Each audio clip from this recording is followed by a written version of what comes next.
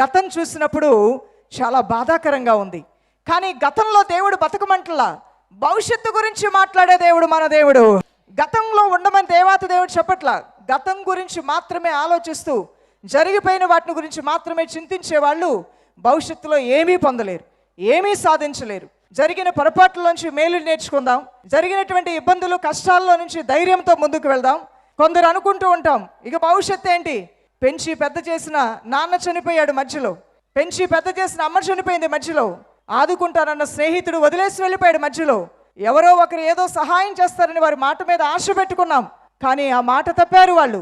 ఉద్యోగం వస్తుంది, లక్షలు కట్టాం, కానీ ఉద్యోగం ఇస్తారని ఆయన ఎక్కడికి వెళ్ళిపోయాడో తెలియదు. షీట్లు వేసుకున్నాం, కానీ కోట్ల రూపాయలు తీసుకొని పారిపోయాడంట. ఇక మా భవిష్యత్తు ఏంటి?